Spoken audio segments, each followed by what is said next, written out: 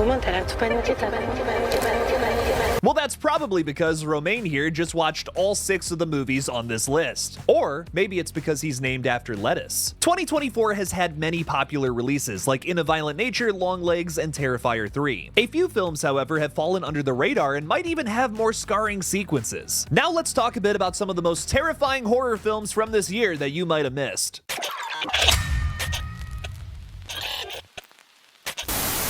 Hey everybody, I'm KillJoy Jake, and instead of having friends, I have horror movies. Cracking open today's list is the fast-paced experimental French film Mads. It centers on an 18-year-old who just graduated high school and plans on partying with some new pills he just purchased from his dealer. On his way to a party, he encounters a diseased derelict who starts smashing her head against the dashboard of his car. And that's all I'm gonna say about the film to avoid any spoilers. Some of y'all haven't seen this one yet, that's why we're doing this video. Mads is directed by David Moreau, who also helmed the 2008 remake of The Eye with Jessica Alba. I really like that one, despite its criminally low 22% on Rotten Tomatoes.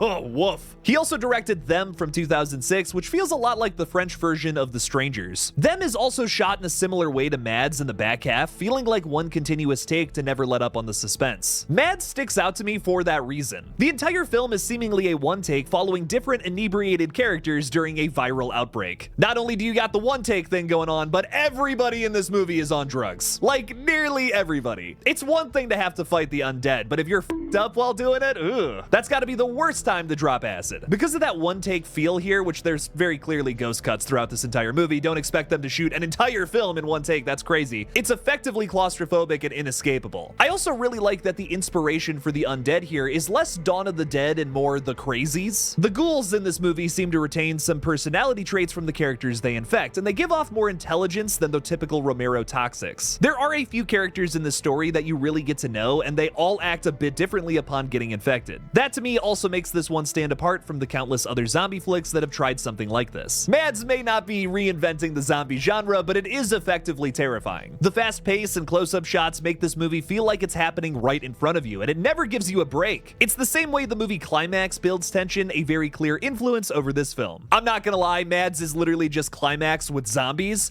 but I'm not complaining about that. I think it's a genuinely terrifying exercise for those who like the fast-paced horror that doesn't dilly-dally. Now, maybe that kind of relentless fast-paced horror isn't for you. Maybe you're more into the dreadful slow burn. If that happens to be your cup of tea, I recommend Oddity. Oddity comes from writer-director Damian McCarthy, who made 2020 sleeper hit Caveat. The rabbit doll from that movie even makes a cameo in this flick, believe it or not. Oddity follows Darcy, who seeks revenge on her sister's killer in a strange and supernatural way. Her plan results in one of the most terrifying sequences I've seen in a movie all year towards the end of this movie. I saw this one in a theater by myself with no other patrons, and dear God, it hit even harder for that reason. I recommend watching this one alone. Oddity is definitely a slow burn, but trust me, bear with this one, the ending is totally worth your time. There are also some creative nuances along the way. The execution of the sister's murder is done in a really inventive way and doesn't give you too much before any reveals happen. It's a pretty suspenseful scene that surprisingly doesn't feature any element of the supernatural like the rest of this film, which I appreciated. Oddity also has some weird characters that I didn't necessarily love, but like that's also kind of the point. It's hard to dive deeper into this one without spoiling anything here, but the best advice I can give you is trust me, bear with this one. That third act is worth your time, not only for the scary sequence I was talking about earlier, but also the overachieving final shot. It's an excellent callback that is both terrifying and maybe even a little silly. Oddity was constantly surprising me with all of the different twists and turns throughout this one. Check out both of those Damian McCarthy thrillers I was just talking about, Caveat and Oddity, if you're looking for some dreadful slow burners. Speaking of slow, we have to mention this one. I mean, just for the title alone, Daddy's Head. This is probably my least favorite movie on the list for its snore of a plotline and the way it just fizzles out at the end, but it does have a terrifying secret hidden up its sleeve. The creature design and concept are so genuinely terrifying it makes the list of underrated terrors of 2024. Daddy's Head centers on a broken family where a young boy loses his father in a sudden car accident. His reluctant stepmother must take care of him while seemingly battling an alcohol addiction. Late at night, something visits the little boy, mimicking the voice and face of his father. father. The film comes from Benjamin Barfoot, who also helmed 2017's Double Date, which is all about virgin sacrifice. Sounds delicious. With Daddy's Head, a title I'm sure to repeat many more times in this section of the video, you have to look past the stale grief story. I feel like ever since Hereditary came out in 2018, we get a weird artsy movie all about grief nearly every year. Thankfully, movies like Daddy's Head and The Lodge find ways to stick out while clearly standing on the shoulders of giants. For instance, every scene with the creature makes this movie worth the watch. The voice work is terrifying and maybe even a little Evil Dead inspired. It sounds like an evil forest spirit trying to mimic the voice of the boy's father. It's awful, and I love it. The creature itself is excruciatingly terrifying, with the face of the kid's father and a demonic, malnourished looking body. It reminded me a lot of that one Smiling Friends episode.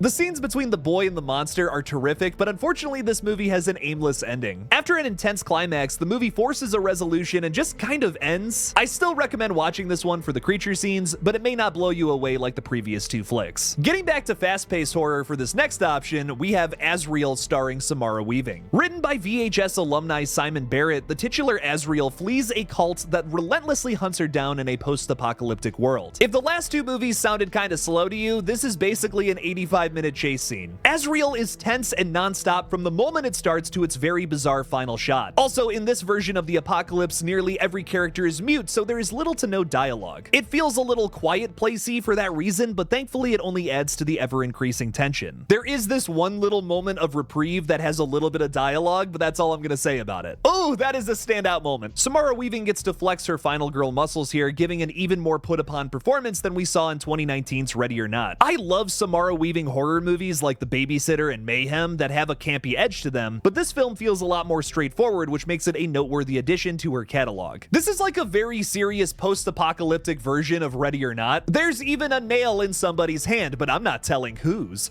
Ooh. Shh. The film is a race to a very bizarre finish line that makes you question everything you've seen prior. Yes, this movie is very action first, but this ending sequence turns some tables, which I enjoyed. It makes you think a little bit, where the rest of the movie is just focused on a lot of violence and gore. There's nothing wrong with that though, of course. Maybe you're real picky and zombies, ghosts, forest demons, post-apocalyptic cults don't scare you much, but everyone is terrified of spiders, a very real threat at all times of the day. If you can't stand creepy crawlies though, I recommend Infested. By far the scariest film I've seen all year, Infested is a very simple yet effective spider story that takes place almost entirely in an apartment building. And no, I'm not talking about this year's Sting that has the same plot description damn near. That movie was fun, but Infested beats it out by a country mile. Directed by Sebastian Vianacek, who just got handpicked by Sam Raimi to make the next Evil Dead flick, Infested is terrifying for its dreadful sequences featuring thousands of tiny venomous spiders. That to me is what puts this film over Sting, that focuses much more on one giant spider for the majority of its runtime. Personally, I'm way more scared of something tiny that can kill me versus one big thing. The sequence where our characters must get across a cobweb-laden hallway and a chase scene going down a long staircase had my girlfriend and I on the edge of our seats. These are easily the most adrenaline-fueled chase sequences of 2024 horror. If you're somebody who is complaining about the most recent Scream films not really having a ton of chase scenes, you gotta watch Infested. Just like Mads, the character work is pretty strong here too. There's some surprising bonds between these folks that live in an apartment building together, and even a touch of class commentary. I will admit though, they tried to force a romantic scene in the third act that did not land for me at all. In fact, the ending itself was kind of awkward, but getting there through multiple horrific sequences makes up for it. The good heavily outweighs the bad in this one,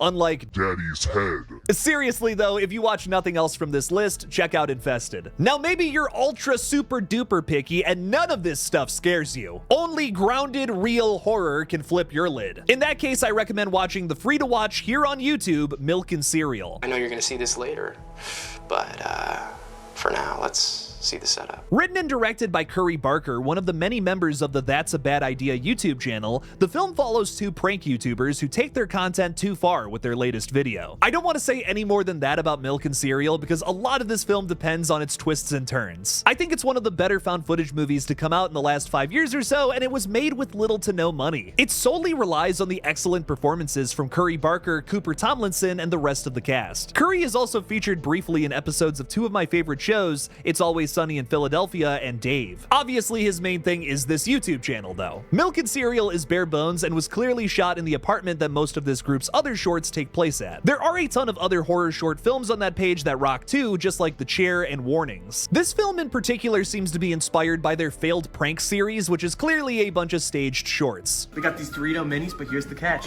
There's nothing in there.